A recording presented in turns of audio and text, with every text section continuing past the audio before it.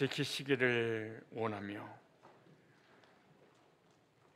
여호와는 그 얼굴로 주의 백성들에게 비추사 은혜 베푸시기를 원하며 여호와는 그 얼굴을 주의 백성들을 향하여 드사 평강 주시기를 원하시는 하나님의 은혜에 감사하여 찬송으로 영광 올려 드렸사오니 주님 기뻐 받아 주옵시고 찬양으로 영광 올려 드리기 위하여 헌신하는 아름다운 일부 찬양대원 모두에게 은혜와 평강을 주시고 2025년 한 해 우리 하나님께서 함께 동행하사 어디로 가든지 지켜주시고 평탄한 길로 인도하여 주시옵소서.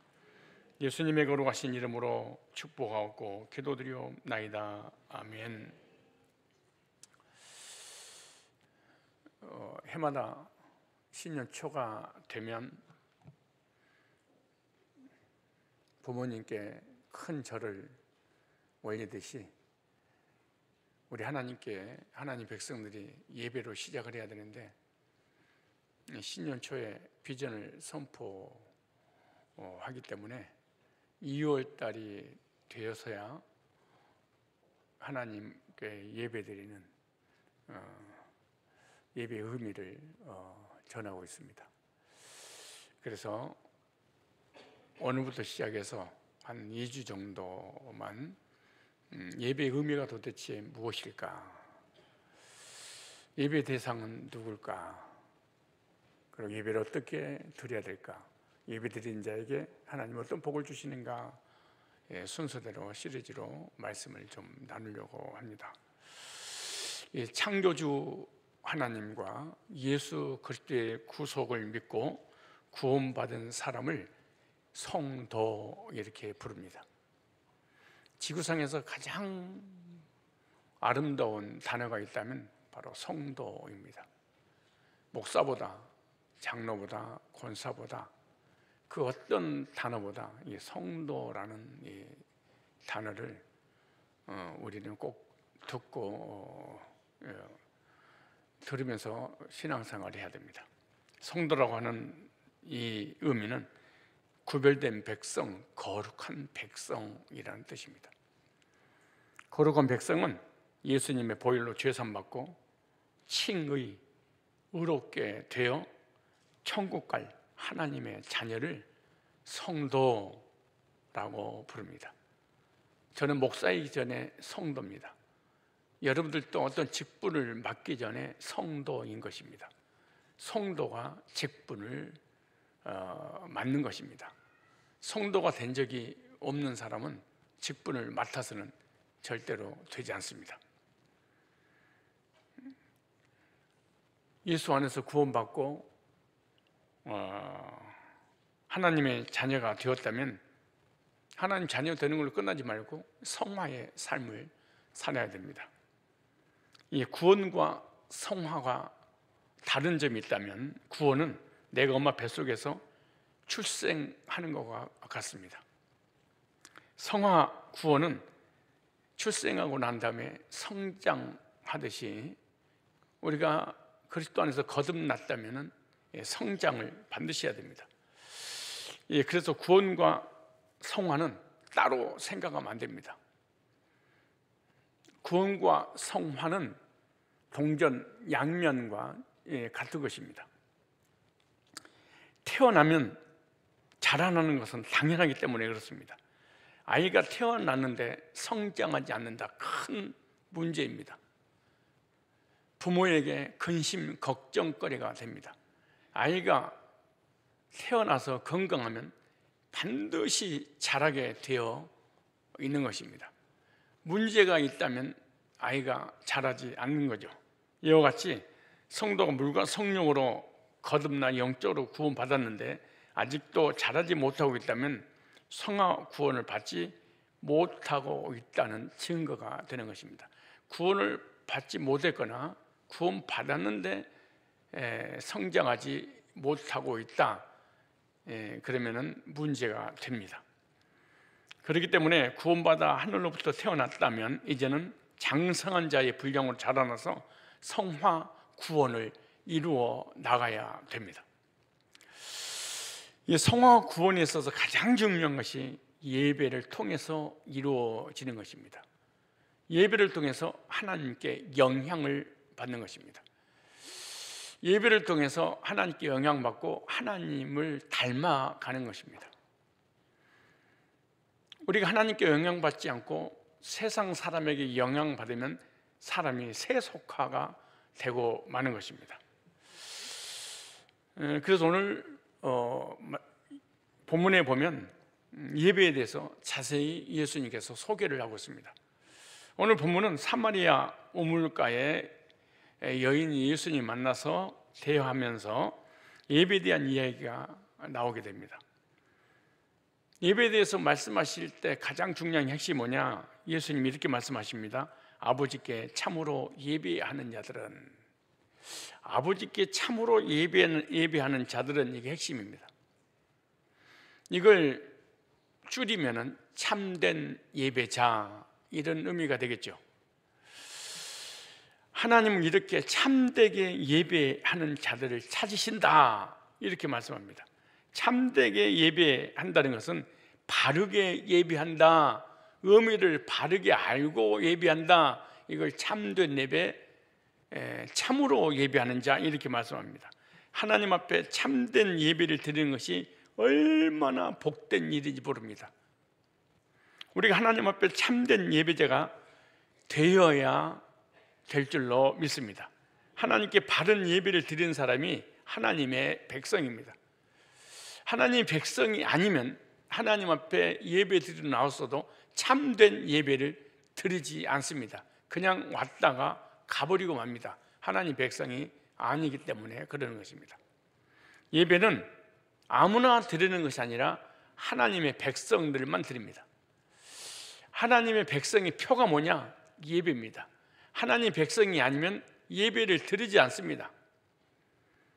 그리고 성도는 예배가 의무입니다. 드려도 되고 안 드려도 되는 것이 아닙니다.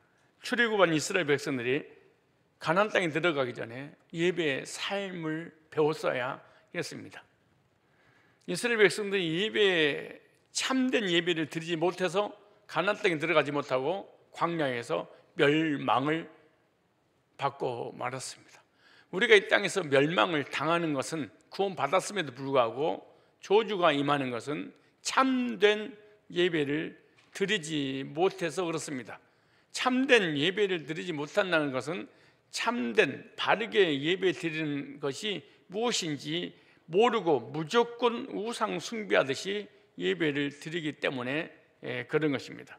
그러므로 구원받은 성도는 이스라엘 백성들처럼 예배를 배워야 되고, 예배를 배울 때 바른 예배를 드려야 됩니다. 하나님께서는 지금도 참되게 예배하는 자를 찾고 계십니다. 오늘 저와 여러분들은 하나님께 예배 드리러 나왔습니다. 그러나 예배 드리러 나온 것보다 더 중요한 게 뭐냐? 바른 예배, 참된 예배, 하나님이 받으시는 예배를 드려야 합니다. 그래서 오늘 제목입니다. 예배의 의미.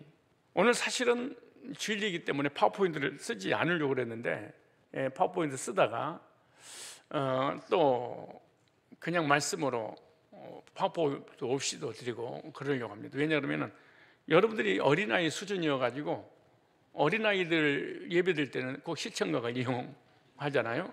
그리고 여러분들도 오늘은 어린아이라 생각하고 시청각을 통해서 눈에 확 들어오도록 말씀을 좀 전해 보려고 합니다. 예배의 의미입니다. 자, 예배의 의미. 아버지께 참으로 예배하는 자는 참된 예배, 바른 예배.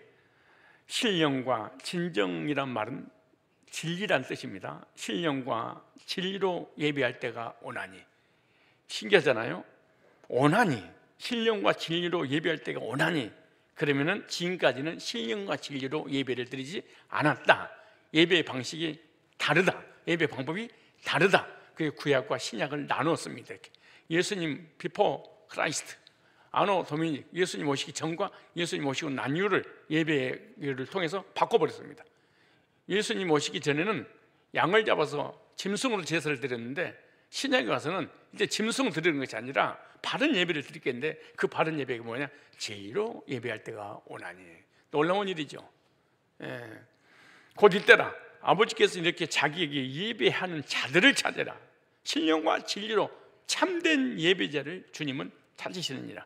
하나님은 영이시니, 아주 중요한 말씀입니다. 하나님은 영이시니 보이지 않으시니.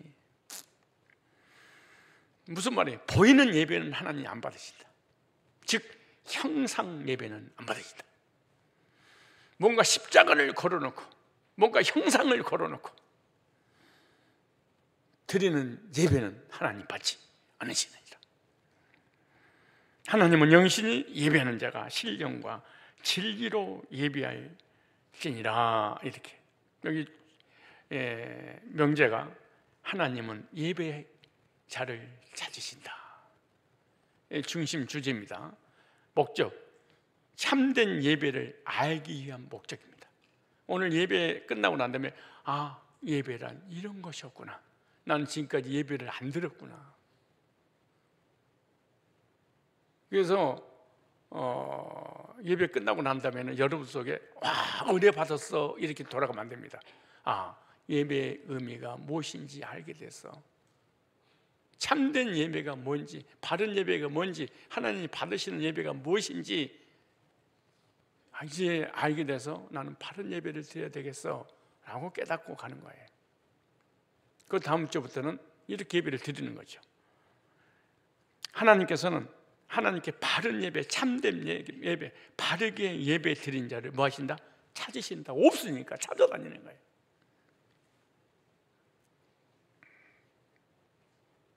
예배를 드리긴 드리는데 바르게 예배를 안 드려.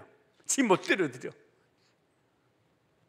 그러니까 정말로 예배 바르게 하나님 기뻐하시는, 하나님 원하시는 예배를 누가 드리고 있지? 여러분들 중에 하나님이 찾아 다시 7벼로 붙잡고 금초대 사이를 거니시면서 누가 진짜 예배를 드리고 있지? 이렇게 찾아다니는 거예요.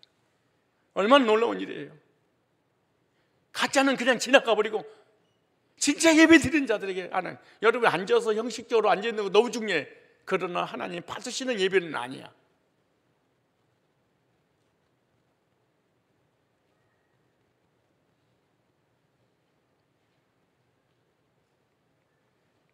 첫째, 참된 예배.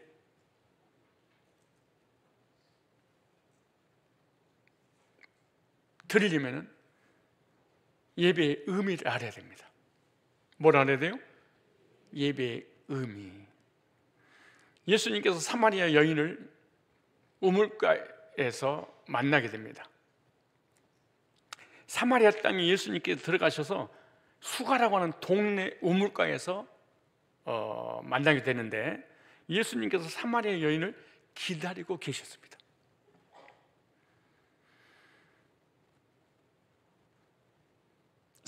사마리아 여인이 예수님을 찾아가는 것이 아니라 예수님께서 사마리아 여인을 기다리고 만나주시기를 기다리고 계신 거죠. 그래서 예수님 만나서 제일 먼저 궁금한 것을 사마리아 여인이 예수님께 질문합니다. 그 질문이 뭐냐? 신앙생활의 핵심인 예배에 대해서 딱 질문합니다. 오늘 본문은 다 구원에 관한 얘기인데 삶으로 성화로 적용을 하는 거예요. 오늘 본문에 이 구원론을 얘기하는 거예요. 구원론을 거듭남에 대해서. 그런데 우리는 거듭난 하나님 백성이니까 성화를 이루어야 되니까 성화로 푸는 것을 예배다 이렇게 말해요. 그래서 사마리아 여인은 하나님께 대한 예배를 중요하게 생각했습니다. 우리들도 거듭났다면 예배를 중요하게 생각해야 됩니다. 우리가 수십 년 동안 교회를 다니면서 바른 예배가 뭔지, 참된 예배가 뭔지, 하나님 받으신 예배가 뭔지 모르고 그냥 교회를 다니는 거예요. 그때 질문해야 돼. 바른 예배가 뭡니까? 참된 예배가 뭡니까? 하나님 받으신 예배가 뭡니까? 그냥 일요일이 되니까 앉았다 가는 겁니까? 헌금하고 헌신하고 가는 겁니까? 물어야 됩니다. 사실은 누구처럼? 사마리아 여인처럼. 우리가 30년, 40년, 50년, 60년, 70년 신앙생활을 하는데 하나님 받지 않는 예배를 70년 동안 드릴 수도 있습니다. 왜? 참된 예배, 바른 예배, 하나님 받으신 예배가 아닐 수도 있기 때문입니다.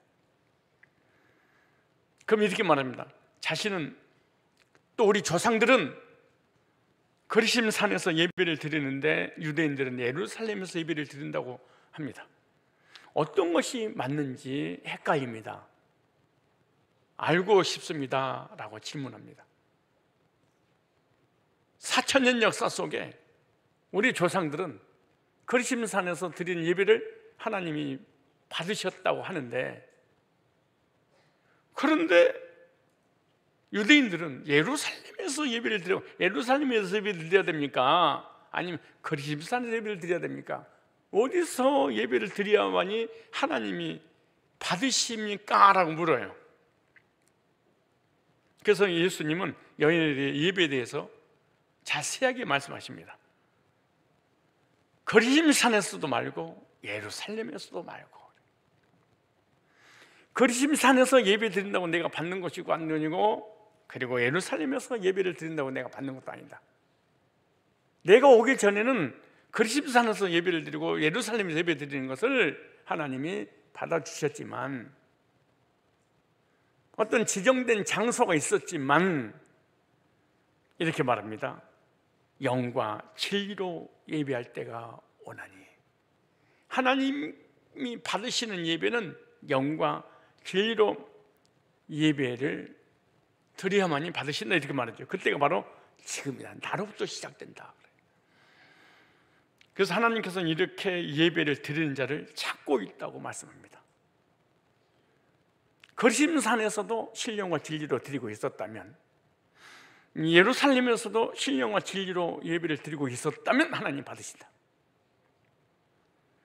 그런데 거리심산이나 예루살렘에 드리는 예배는 신약에 예수님이 오시고 난 다음부터 받지 않으신다. 진정한 예배는 나로부터 출발이다.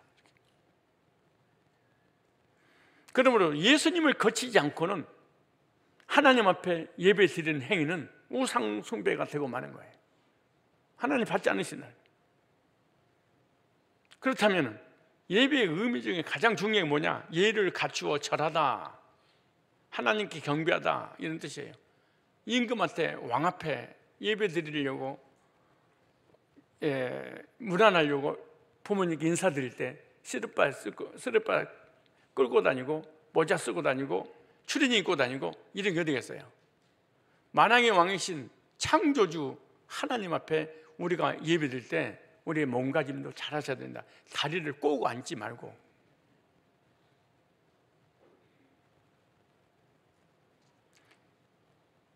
부모님에게 절하고 왕에게 절할 때 다리 꼬고 절하세요? 싸가지가 없다고 그래요.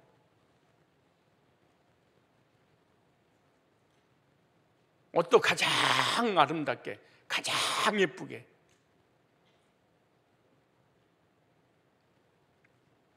네, 예를 갖추어 절하는 거니까. 예의가 없어. 그럼 되겠어요? 창조주 구원자, 전능하신 하나님 앞에 예배 드리는데 예배 드리다 뛰쳐나가버리고, 예배 드리면서 문자를 보고 전화 오면 전화 받으러 가고, 싸가지 없는 거죠 사실은. 그러니까 예배를 전혀 모르는 거지 그냥. 그게 종교인지. 어떤 분들은 예배 드리다가 전화 오니까 여보세요? 나 예배 중인데 말이야. 예배 끝나고 아니 이러면 안 돼요. 예배는 헬라어로 프로스키네오라는 단어입니다. 이 프로스키네오라는 말은 경배하다, 절하다, 경의를 표하다, 위대하시고 높으신 분께 경의를 표하는 거예요. 이 세배, 절하는 것처럼 경배, 예배, 절을 하나님께 큰 절을 올린다 그 말이거든요. 이 프로스, 그 다음에 키네오 두 합성어입니다. 그래서 무엇을 향하여 입을 맞추다, 하나님을 향하여 입을 맞추다 이 말이에요. 예배 드릴 때 실제로 하나님과 키스는 하는 거 아니지만은 하나님께 영향을 받는.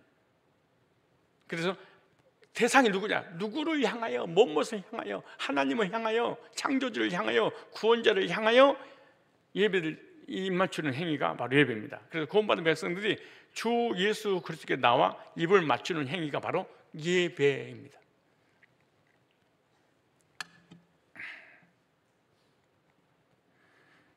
이 단어는, 예배다라는 이 단어 자체가 황제에게 경의를 표할 때 사용하던 단어입니다. 최고의 하나님께 경배드린 예배의 단어를 쓰게 된 겁니다.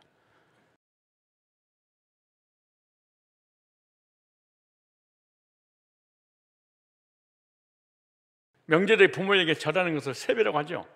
부모님께 세배하듯이 하나님 백성은 하나님께 절하고 하나님께 입맞추러 오는 시간이 예배 시간입니다. 아무에게나 입을 맞추겠습니까? 하나님을 사랑하는 사람이, 하나님의 자녀가 하나님께 예를 갖추어 경배를 드리는 거예요. 그래서 하나님께 절하는 행위가 뭐다? 예배다. 예배는 가장 높은 분에게 예를 갖추어 절을 한다. 이게 예배입니다. 그러므로 예배를 후숙게 여기면 안 됩니다. 예배를 드리고 싶으면 드리고, 안 드리고 싶으면 안 드리고, 찬양대 하고 싶으면 하고, 안 하고 싶으면 안 하고, 바쁘면 안 오고, 한가하면 오고. 그게 무슨 찬양이에요? 그게 무슨 예배예요? 그렇게 여러분 잘 한번 생각해 보세요. 나는 몸은 앉아있는데 한 번도 예배를 드려본 적이 없이 교회를 다닐 수도 있습니다. 예배를 드리긴 드리는데 하나님이 한 번도 받아본 적 없는데 나는 예배를 드리고 가. 아, 시원하다. 안타까운 일입니다. 이게. 오늘 하나님께 절하려고 나온 줄로 믿습니다. 예의를 갖춰서. 그때 옆 사람을 얘기해서는 안 돼. 안녕하세요. 옆 사람 그런 것도 하면 안 돼. 하나님께만 집중해야지.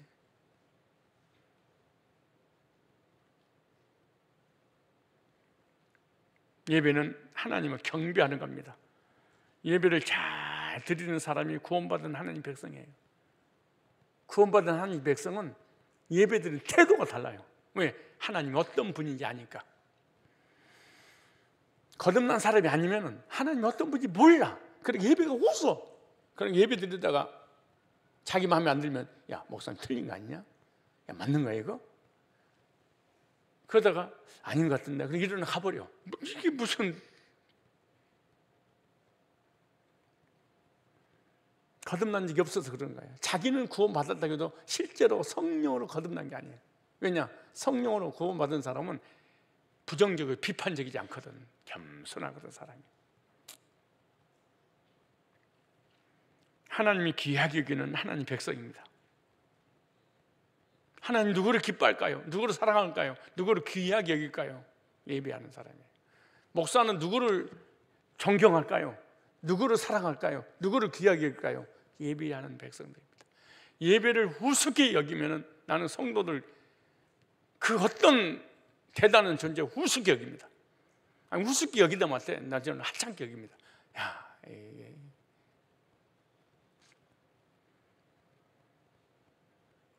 앉아 있어도 예배에 집중하지 못하고 하나님께 집중하지 못하면 저 역시도 우습게 보입니다. 제가 왜 교회를 다니나?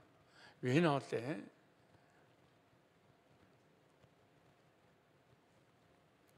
두 번째, 예배 대상 중요합니다. 누구에게 예배 드려야 되냐고 말이죠. 여러분, 우리가 교회 나왔어. 예배 드려요. 누구에게 예배 드리는 거예요? 목사한테 드리는 거예요? 사람 보러 오는 거예요? 여러분 잘 생각해봐요. 나의 예배 대상이 누굴까? 오늘 내가 주일 예배 드리러 왔는데 내 예배 대상이 누구지? 누구한테 예배하려고 갔지 내가? 내가 누구를 만나러 온 거야? 누구에게 절하러 온 거야 도대체가? 생각을 해야 돼요. 하나님께만 예배 드려야 됩니다. 누구께만? 하나님께만. 모든 설교를 제가 이렇게 준비합니다. 모든 설교를.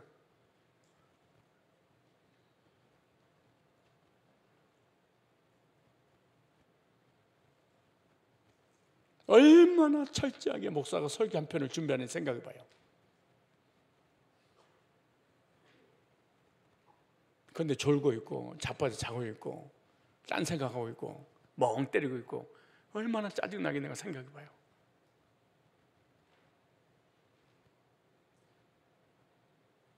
이렇게 준비 안 해본 적이 목회 30년 동안 한 번도 없습니다.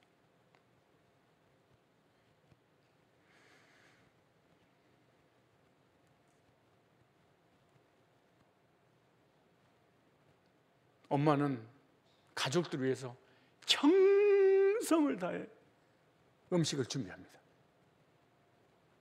와, 엄마 이렇게 맛있는 음식을 새벽부터 나를 위해 준비하다니. 감기 가면서 먹을 때 얼마나 엄마가 기뻐할까요? 잠을 설치고 음식을 준비해서 밥 먹으려 했더니 안 먹어, 샹. 그리고 밥상 앞에서 졸고 있어. 국물을 확. 똑같아. 내가 메시지를 대충 준비하면 여러분에게 잔소리 안 해. 대충 준비하면.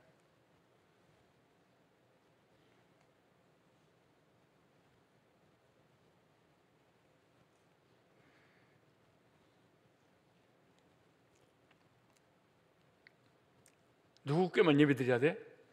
열왕기하 17장 25절로 41절의 일적에 여호와께서 야곱의 자손에게 언약을 세우시고 저에게 명하게 가라서 너희는 다른 신을 경외하지 말며 그를 숭배하지 말며 그를 섬기지 말며 그에게 제사하지 말고 오직 큰 능력과 편팔로 너희를 애굽에서 인도하여 우리를 구원하신 세상에서 죄에서 사망에서 지옥에서 건져내신 여호와만 너희가 경외하며. 중요한 말입니다. 그러니까 여러분들 이단한테 가서 예배드리고 이거 무시무시한 죄입니다. 이렇게 말합니다. 만약 이만희 하나만 적용해 볼까요? 이만희가 죄 문제 해결해 줬어요? 저주 문제 해결해 줬어요? 죽음 문제 해결해 줬어요? 사망의 문제 해결해 줬어요? 지옥의 문제 해결해 줬어요? 해결해 준 그 여호와께만 너희가 경외하며 그를 숭배하며 그에게 제사를 드릴 것이며 우리의 죄와 사망과 저주와 지옥의 문제 해결해 줬다. 그 사람은 하나님께 예배드릴 것이니라. 그러므로 이단에 빠진 것은 거듭난 이가 없다는 거지. 네, 죄 문제 해결되지 않았으니까 사람에게, 형상에게, 우상에게 경배하는 거예요. 그런데 거듭난다. 사람에게 하지 않아요. 하나님께 하는 거지. 나를 거듭나게 주신 그 하나님께만 제사를 드릴 것이며 또 이렇게 너희를 위하여 기록한 윤리와 법도와 율법과 계명을 너희가 지켜 영원히 행하고 자신들을 경외하지 말며 다른 신께 예배하지 말며 또 내가 너희와 세운 언약을 잊지 말며 다른 신들을 경외하지 말고.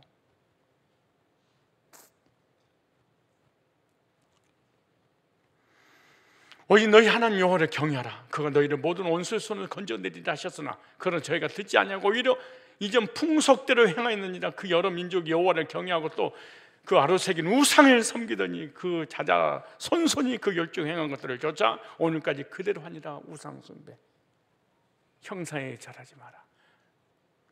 이스라엘 백성들에게 오직 하나님께만 경배하라고 명령을 내렸습니다. 오늘 하나님께만 경배하기 위해서 예배드리러 나오신 여러분들은 애굽이라는 세상에서 죄와 저주와 사망에서 해방시켜 주신 그 하나님께만 예배 드리고 있는 줄로 믿습니다. 예배는 하나님께만 드립니다. 제가 개척에서 지금까지 많은 은사를 가지고 계신, 특별히 여기에 꽃꽂이 있잖아요. 꽃꽂이 하는 은사들을 가지고 계시면 딴 데서 했기 때문에 우리 교회에서 또 항상 하더라고. 자기 자비를 가지고 5만 원, 10만 원 막 들어가잖아요. 두 개야 막 20만 원씩 들어가는데 처음에 할 때는 가만 놔두다가 나하고 친해지면 하지 마세요. 내가 그랬어요. 왜냐, 하나님께 예배드리고 하나님 말씀 받는데 집중하게 하기 위해서 주변에 장애물을 다 없애버리는 거예요. 십자가 뭐 다 오직 하나님께만 올인하게 하려고.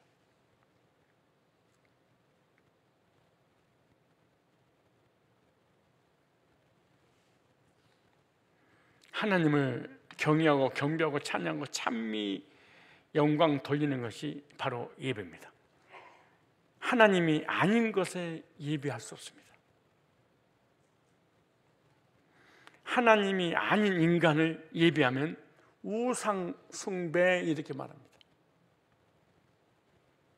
여러분들도 교회까지 나왔는데 하나님께만 집중하지 않고 있다, 하나님과 나 사이에 다른 어떤 장애물이 있다, 그건 하나님께 예배 드리지 않고 간 거예요. 하나님께만 예배하는 이유가 뭐냐? 시편 96편 5절을 보니까 만방의 모든 신은 헛것이요. 왜 헛것에서 제사를 드려요? 헛것에 예배를 드려요. 여호와께서는 하늘을 지으셨습니다. 우주 모든 만물을 창조하신 창조주께만. 성가대가 왜 찬양해야 되냐? 찬양해야 되는 그 이유에 대해서 어떻게 찬양해야 될까? 오늘 찬양 헌신 예배 준비됐습니다. 하나님은 창조주시기에 하나님만이 영광 받으신 분이기 때문에 하나님께만 예배를 드려야 됩니다. 피조물에게 예배드리는 것은 가증히 여기는 것입니다. 이사야 43장 21절에 보니까 이 백성 내가 나를 위하여 지었나니 나를 찬송하게 하렵니다. 하나님께서 우리 인간을 창조하신 목적이 뭐냐? 예배 받으려고 창조했단다. 그렇기 때문에 하나님 안 믿는 사람들은 하나님이 창조하셨다는 걸 모르기 때문에 하나님 아닌 것이라도 빌어야 돼. 그걸 우상숭배라고 그래요. 그래서 불신자들도 무엇인가를 빌어. 그 다음에 우리를 구원하신 하나님이시기에 예배를 드려야 됩니다. 창조주이기 때문에 예배를 드려야 되고, 우리를 죄에서 구원하신 하나님이기 때문에 그분께 예배를 드려야 돼요. 계시록 5장 9절로 10절에 이렇게 말합니다. 새 노래를 노래하며, 이게 헛노래가 아니고 새 노래. 무슨 말이냐? 구원받고 난 다음에 찬송, 거듭남의 노래, 구원의 노래, 하나님의 자녀가 된 사람, 하나님 백성들만이 부르는 노래. 어떤 노래냐? 죄 문제 해결해 주시는 은혜, 저주와 사망과 지옥과 심판에서 건져주신 그 하나님께 찬양하는 거죠. 가로는 책을 가지시고 인복을 떼기 합당하시도다. 일찍 죽임을 당하사, 보세요, 일찍 죽임을 당하사 예수님이시네. 각 족속과 방언과 백성과 나라 가운데서 사람들 피로 사서 예수의 피로 나를 죄에서, 저주의 사망에서 하나님의 공의에 합당하게 드려졌잖아요. 하나님께 드리시고, 저희를 우리 하나님 앞에서 나라와 제사장을 삼으셨으니 저희가 땅에서 왕노를 하려다. 여기서 왕노를, 세상에서 잘 먹고 잘 살고 건강하고 행복하게 살려면 먼저 하나님께 예배드리면 내가 너에게 이 땅에서 왕노를 하게 줄 거야. 하나님을 경외하면, 하나님을 하나님으로 인정하면 내가 이 땅의 삶 내가 책임져 줄게.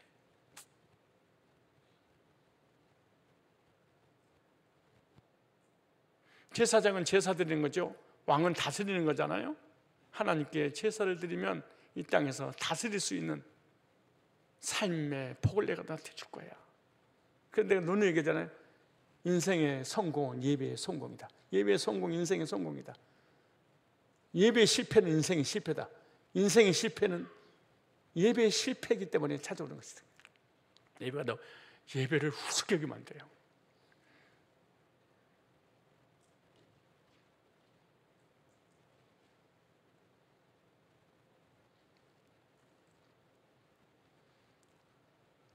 안상홍, 네 이름이 갑자기 기억이 안 난다. 네 이름을 크게 대봐. 채빈이. 자꾸 잊어버리냐?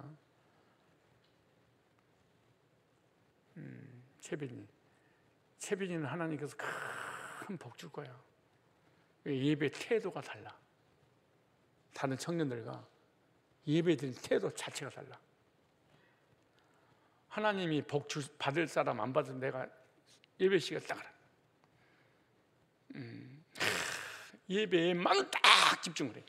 말씀 받고 하는데 사오라서 하나님 크게 쓰시고 복 주시고 하나님이 함께 하셔서 가장 복된 길 인도하실 줄 나는 확실해. 예배 태도가 싸가지가 있어. 없는 게 아니에요. 있어. 싹수가 노래한 게 아니에요. 싹수가 퍽 버릴 때 땅에서 왕노를 할 거예요.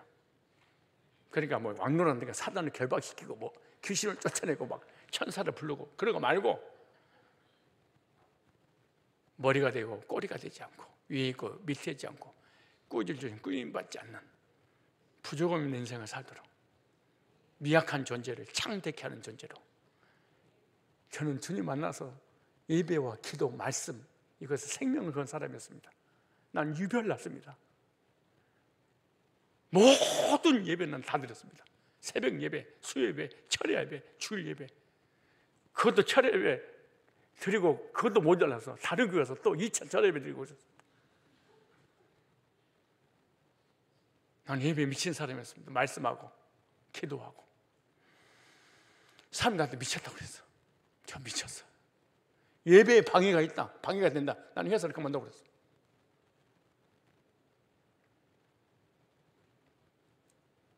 근데 목사님 복음 있는 것도 아니고 율법주의인데 그게 왜 그렇게 나는 그 하나님 앞에 하나님 경외함이 그렇게 생겼는지 몰라. 그 복음을 전해주는 것도 아니고 교인들의 신비주의, 목사님 율법주의. 율법을 해결하는데 이게 너무 괴로우니까 기도로 하다 보니까 신비한 것을 막 체험하게 돼. 그 중에 한 사람이 나잖아. 그러고 나는 하나님 앞에 살아야 되겠다 이 생각밖에 안 들었어. 오늘은 4대지를 준비했는데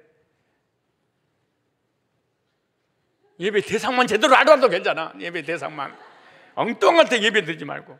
계시록 5장 11절에 큰 음성으로 가는데 죽임을 당하신 어린 양이 능력과 부와 지혜와 힘과 존귀와 영광과 찬송을 받으시 합당하도 예수님이잖아.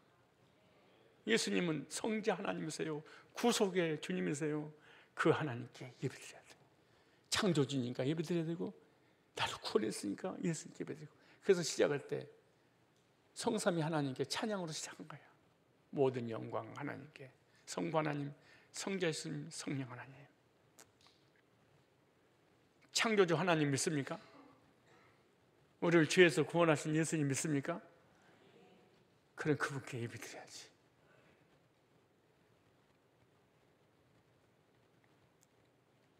하나님만이 우리의 구원자입니다.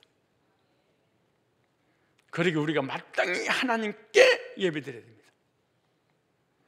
성도의 삶의 목표는 창조주 하나님, 구원자 예수님께 예배드리는 것입니다. 나는 우리 청년들이 참 어리석다 이런 생각을 해요. 왜냐하면 수요 예배 드리고 청년 예배 드리고 주일 예배 드릴 수 있는 그런 회사라면은 그런 예배를 드리지 못한 곳에 1,000만 원을 주는데 예배 드리는 곳에 500만 원, 50%밖에 안 준다. 그래도 거기를 선택하는 거예요.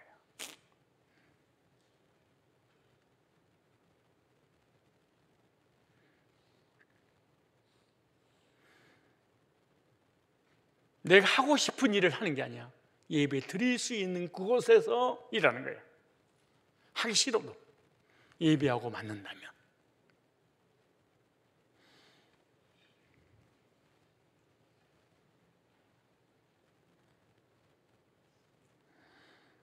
예배 방법 어떻게 예배 드려야 될까? 예배 대상을 알았어요? 예배 의미도 알았어요? 그럼 어떻게 예배를 드리는 게 참된 예배일까? 바른 예배일까? 첫째, 영으로 예배해야 됩니다. 뭘로 예배 드려야 돼요? 영. 오늘 본문을 읽잖아요. 요한복음 24절에 하나님은 영이시니 영적 예배를 드려야 돼. 하나님은 영이시니 내가 예배 시작할 때마다 시작할 때 하나님은 영이시니 예배하는 자가 신령과 진리로 예배할지니라 이렇게 시작하잖아요. 신령과 진정으로 예배할지야. 진정 그러니까 얌전하게 거룩하게 아무 말 없이 이렇게 예배 드리는 것이 그런 진정이 아닙니다. 여기 성경에서 말하는 것 영은 두 가지 의미가 있습니다. 하나는 물과 성령으로 거듭난 성도입니다. 속사람이 거듭난 두 번째, 성령 안에서 그 말이에요. 신령,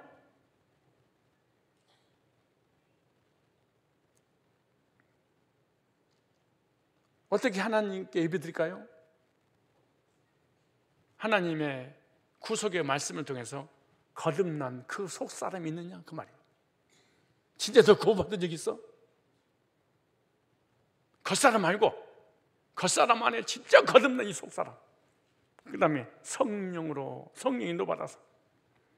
왜 영으로 예배드려야 되는 이유가 뭐냐? 영으로 예배드려야 될 이유에 대해서. 왜냐? 하나님은 영이니까. 우리가 요한복음 4장 24절을요 충도하라, 불신자들 따라 하루 들어가지고 근데 의미만 몰라. 우리도 그렇게 교회를 오래 다니는데 외웠어. 근데 의미는 몰라. 왜 영으로 예배드리라고 그러지?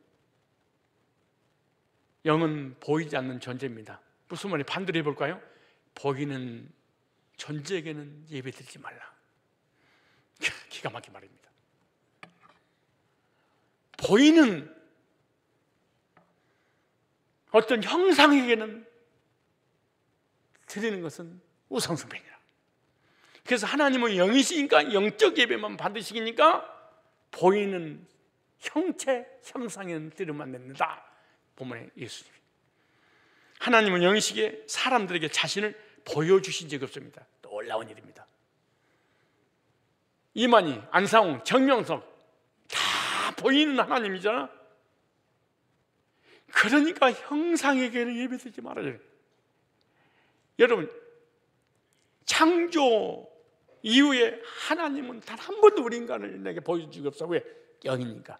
우리 인간 속에 영이 있어? 안 보여. 하나님은 눈에 보이지 않는 영이기에 예배드릴 때 형상의 예배를 드리지 않습니다. 보이는 사물에 예배드리지 않습니다. 중요한 원리입니다. 영적 예배는 형상이 없는 예배다. 이거 하나만 가지고 있어도요 신천지, 안상홍, 정명석, 통일교, 문선명 모든 이단이 무너져. 요거 요한복음 4장 24절 한 절만. 채빈아 그러겠지? 요거 하나만.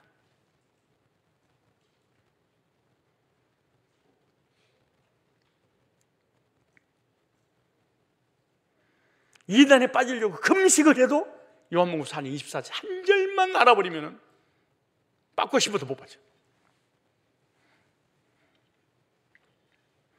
보이는 하나님의 형상을 만들어 놓고 예배하지 않습니다. 금송아지를 만들어 놓고 아론처럼 예배하는 거 우상숭배입니다. 하나님의 진노가 임했습니다. 우리 인간은 약한 존재이기 때문에 자꾸 무엇인가 보이는 것을 의지하려고 그래요. 그래서 기적과 능력과 신비한 체험을 보여주면 사람이 미쳐버리는 거예요. 가다 가버리는 거예요. 보이지 않는 하나님께 드리는 것이 뭐다? 예배다. 보이는 어떤 존재에게 예배하는 것은 하나님께 예배하는 게 아니에요. 하나님은 영이시니까 보이지 않는 분이에요. 신명기 4장 10절 이렇게 말합니다. 여호와께서 화염 중에서 너에게 말씀하시되 음성뿐이므로.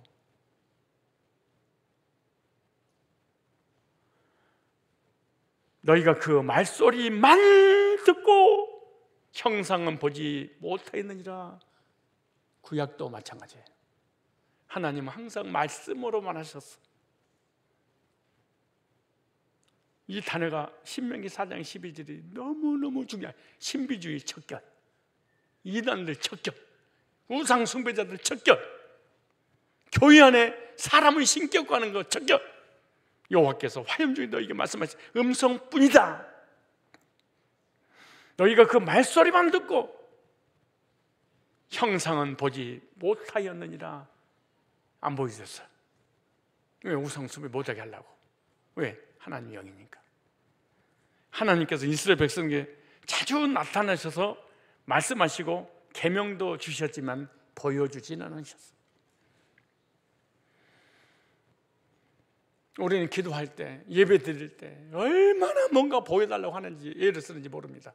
그래서 오순절이 태어난 거고, 그래서 신비주의가 태어나는 거고, 그래서 보여주니까 수십만 명씩만 몰려서 기도하고 부르짖는 거예요. 보여주니까. 근데 성경은 보여주지 아니하리라.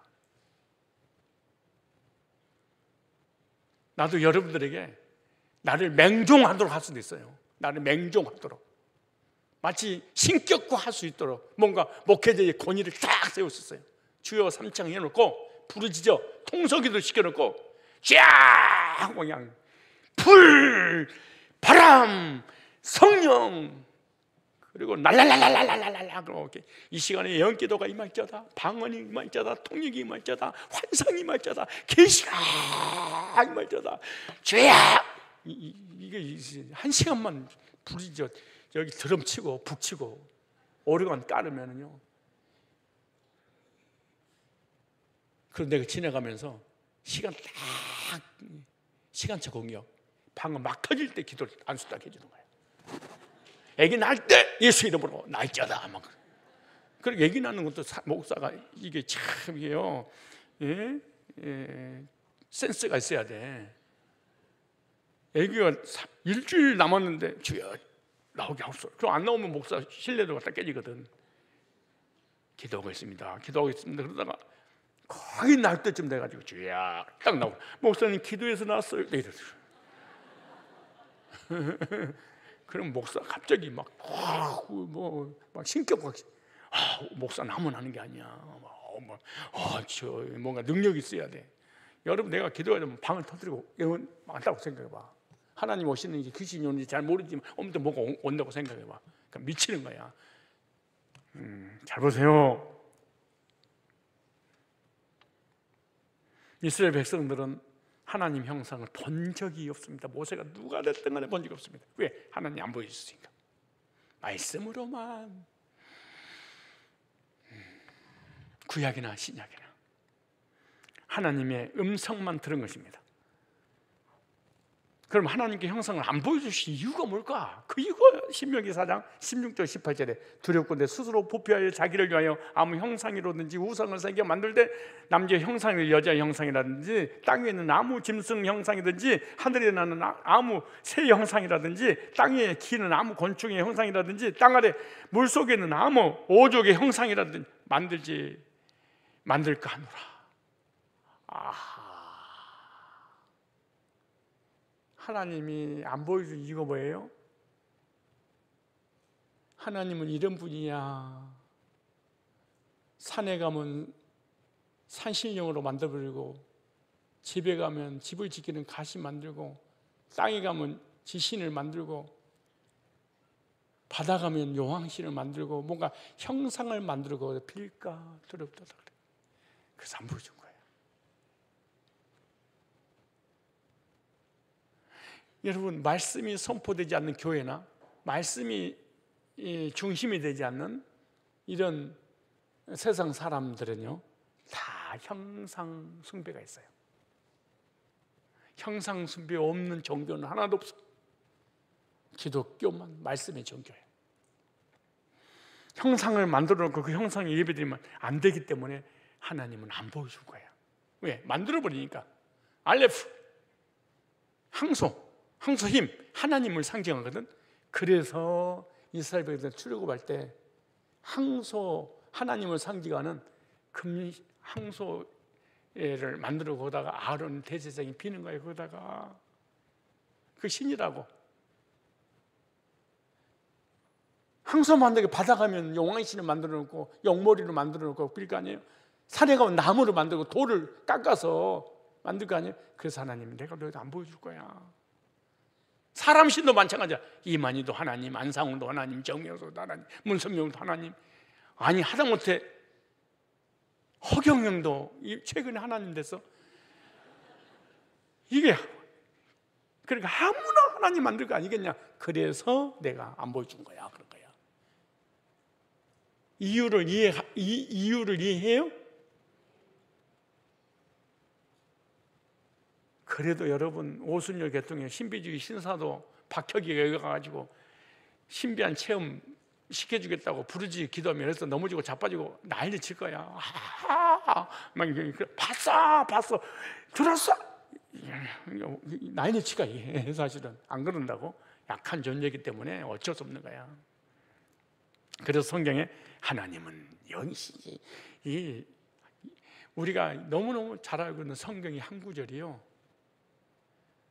영적으로 구원받고 삶의 모든 분별력을 갖도록 다 하시고,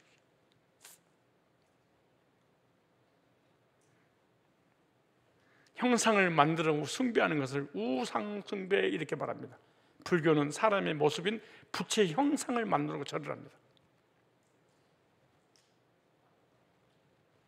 왜? 하나님 형상으로 우리 인간을 창조했잖아요. 그럼 영적 존재야. 영적 존재니까 나를 창조하신 창조주로 무의식적으로 찾아나서, 그런데 영은 안 보여. 안 보이니까 나는 부처가, 나는 신이라고 생각할래. 그래서 그러지. 무당집에 신령님이라는 그림이 있어요. 그림 앞에 절을 하는 거예요. 절간도요, 할아버지가 항상 지팡이 들고 그림이 있어. 거기다 형상 만들어 피는 거야. 천주교는 마리아 형상 만들고 거기다 절하게 되기도 해요. 보이는 것을 숭배하는 것도 우상 숭배입니다. 육을 가진 인간은 하나님이 아니에요. 신천지 이만희, 하나님교회 안상홍, 장길자, 제임스 정명석, 통일교 문서명, 만민중앙교회 이지로, 북한 김일성, 김정일 형상 앞에 절해. 여러분요,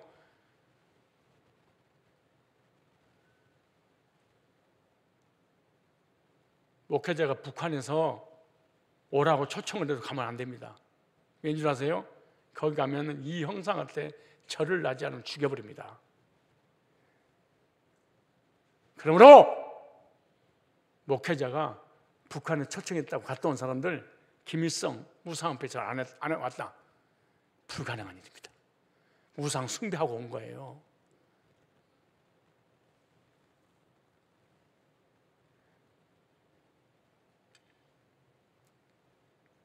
수도 방위 사령부에 말씀 전하러 갔는데, 이제 한 타임 끝나고 이제 벤치에 앉아서 있는데, 아니 장교 부인들이 내 곁을 지나가면 나한테 자꾸 이러는 거야.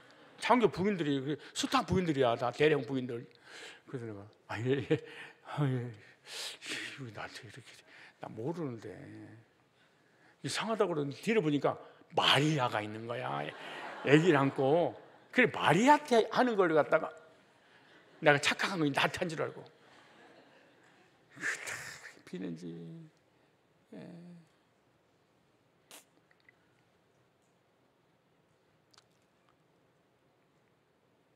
출애굽기 10장 3절 5절을 보니까 너는 나 외에 다른 신들을 네게 잊지 말지니 너를 위하여 새긴 우상을 만들지 말고 또 위로 하늘에 있는 것이나 아래로 땅에 있는 것이나 땅 아래 물속에 있는 것이나 아무 형상이든지 만들지 말며 그것들이 절하지 말며 그것들을 섬기지 말라.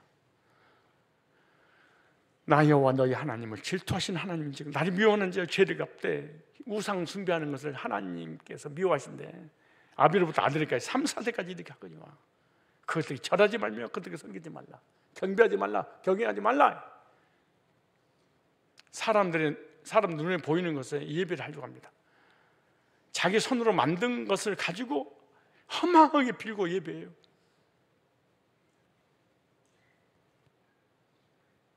김정아 권사님, 불교에 몇 년 있었어요? 40년?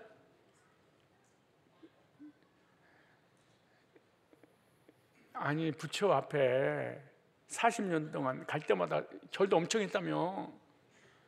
관제대 나가도록 한 100번 정도 무릎을 꿇고 빌고 그랬더니 뭔가 눈동자가 바뀌던가요? 아니, 부처의 눈동자가, 아니 입이 바뀌던가요? 코가 바뀌던가요?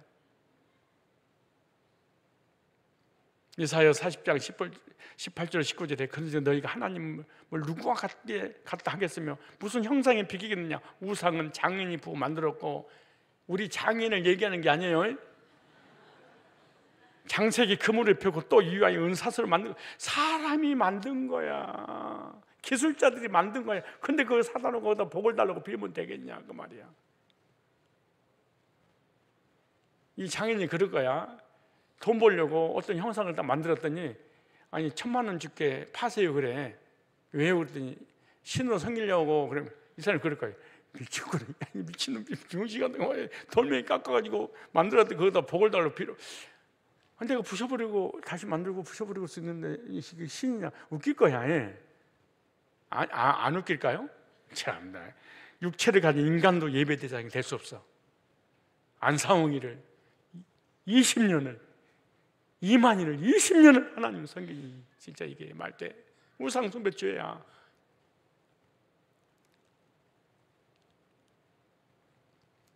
하나님께 드린 예배는 형상이 없는 영적 예배입니다.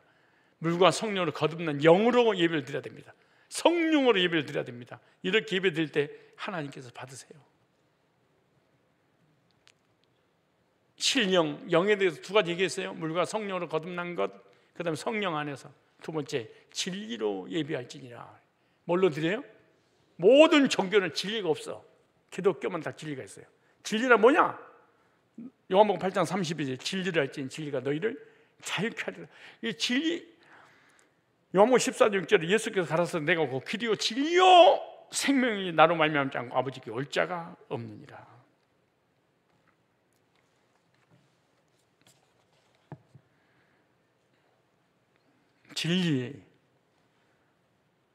진리는 에메튼, 지금 45분이잖아요. 이거 진리에 대해서 계속해서 설명을 하면은 에메튼이라는 단어인데 애매할 것 같아요. 그래서 이건 다음부터 이어서 너무 설명할 게 많아요. 이거는 오늘 하나씩 알려줘야 되니까 이거 쉽지 않습니다. 그래서 이것은 다음에 진리부터 하겠습니다. 언제부터 한다고? 진리부터 다음에 처음부터 하려고 그러면 목사님 했어요. 진리부터 해주세요. 그렇게 해주셔야 돼요. 왜냐? 왜 성경 공부식으로 말씀을 전한 오늘 이유가 뭐냐? 바로 하려고. 내가 설교를 해버리면은 여러분의 가슴에 와닿는 게 적을 같아서 대입이지만은 또 이거 가지고 어떻게 주일날 경건치 못하도록 말이야 파워포인트를 사용하냐고 또 이런 물건이 하나 또 있어. 설명했죠. 그래서 그 물건을 위해서 예배의 의미가 뭔지 제대로 알려주려고 목사님이 일부러 성경 공부식으로 했구나 이렇게 생각해. 아시겠죠? 네? 근데 신령과 진리로 예배할지는 신령만 알고 진리를 몰라. 그러면 예배가 또 안 돼. 그러니까 진리도 안 해야 돼. 진리가 뭔지 아시겠죠? 예, 그리고 다음 시간에는 예배드리는 사람을 찾으시고 예배드리는 자에게 어떤 복을 주시는가 이어서 말씀을 드리도록 그렇게 하겠습니다. 자, 우리 찬송을 드리면서 준비한 예물 드리겠습니다. 우리가 구원받은 하나님의 백성들이기에 우리를 죄에서 구원하신 하나님 앞에 예배 드리는 것은 당연하다는 것을 깨닫고 신령과 진리로 예배드리는 예배자들이 다 되게 하여 주시옵소서. 하나님이 복 주시려고 찾으시는 주의 백성들 되게 하여 주옵소서. 신령과 진리로 드리는 참된 예배자가 되게 하여 주옵소서. 예배를 통해 주님께 영향받고 성화의 삶을 살아가는 그래서 예배의 복을 누리는 우리 모두가 되게 하여 주옵소서. 하나님 아버지, 주의 백성들이 주의 전에 나와 예배드리는 이 시간에 복 주시기를 원하시는 하나님께 감사하는 마음으로 사랑하는 마음으로 귀한 예물을 올려드립니다. 주님 기뻐 받아 주옵시고 드리는 손길을 기억하사 손으로는 모든 범사에 복을 내려 주시옵소서. 가정과 직장과 산업이 함께하사 야곱에게 허락하셨던 영적인 복과 삶의 복으로 풍성하게 채워 주시옵소서. 이 헌금이 복음 사역에, 교회 사역에, 선교 사역에 주님 나라 확장하는 데 쓰임 받을 수 있도록 성령님께서 친히 사용하여 주옵소서. 주 예수 그리스도의 거룩하신 이름으로 축복하고 기도드리옵나이다. 아멘. 이제는 교회의 머리가 되시는 우리 주 예수 그리스도의 구속의 은혜와 죄인을 구원하시려고 독생자를 내어주신 하나님의 극진하신 사랑하심과 성령님의 내주인도 역사 충만케 하시는 정의, 하나님께 바른 예배를 드림으로 성화의 삶을 살겠노라고 믿음에 결단하고 돌아가는 머릿속인 주의 존귀한 백성들 이외와 저들의 가정과 직장과 산업 이외와 실시간 영상으로 예배드리는 존귀한 주의 백성들 위해 이제로부터 영원까지 항상 함께 있을지어다. 아멘. 하나님 감사합니다.